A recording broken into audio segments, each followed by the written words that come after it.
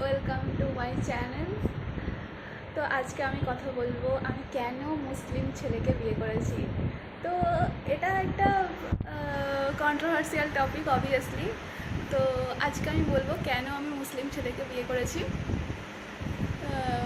Firstly আমাদের পরিচয় হয়েছিল 2023 সালে একটা প্ল্যাটফর্ম হ্যালোটক, যেখানে মূলত বিভিন্ন ল্যাঙ্গুয়েজ এক্সচেঞ্জ করা হয়, ল্যাঙ্গুয়েজ শেখা যায়, ইংলিশ, স্প্যানিশ। তো আমরা ইংলিশ শেখার জন্য ওখানে গিয়েছিলাম। আমার একটা বেস্ট ফ্রেন্ড, সে আমাকে সাজেস্ট করেছিল।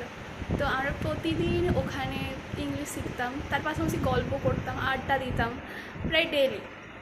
তো ওখানে আমরা অনেক সবার সাথে কথা বলতাম। তো আমার হাজব্যান্ড, এখন যে আমার হাজব্যান্ড, সে ওখানে এসেছিলো। তো আমার ভয়েস তার পছন্দ হয়েছিল। তো তারপর থেকে সে রোজই আসতো, ডেলি। আর মাঝে মাঝে আমাদেরকে নক দিত, যেদিন না আমরা আসতাম সেদিনকে নক দিত যে কেন আসছো না তোমরা। আমাকে তো মেসেজ দিত, তারপরে আমার ফ্রেন্ডদেরকেও মেসেজ দিত যে কেন তোমরা আসছো না। তো তারপর ও আমাকে আই থিঙ্ক হোয়াটসঅ্যাপ নাম্বার চেয়েছিল, আর ইনস্টাগ্রাম বা হোয়াটসঅ্যাপ কিছু একটা নাম্বার আইডি চেয়েছিল। তো আমি দিয়েছিলাম। তারপর ওখানে তো কথা হতোই, এখানেও কথা হতো। তো এরকম করতে করতে একটা ফ্রেন্ডশিপ তৈরি হয়ে গিয়েছিল।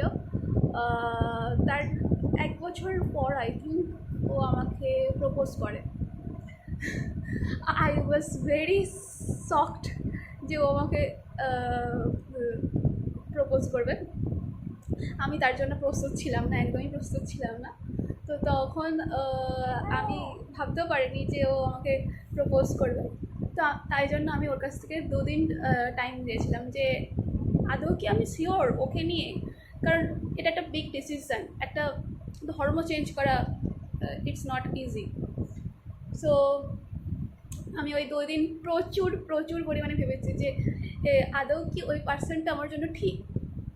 তো তারপর আমি ভাবলাম হ্যাঁ, আমি অনেকজনের সাথে কথা বলেছি। তো আমার ফিল হলো যে হ্যাঁ, ওই আমার জন্য ঠিকঠাক পার্সন।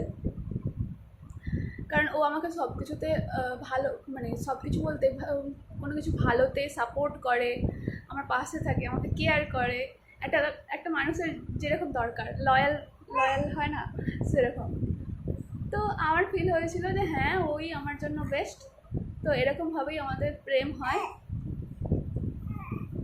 দ্যাটস ইট, অ্যান্ড আলহামদুলিল্লাহ ফর এভরিথিং। এখন আমরা husband and wife, and I am proud of that. I married to him.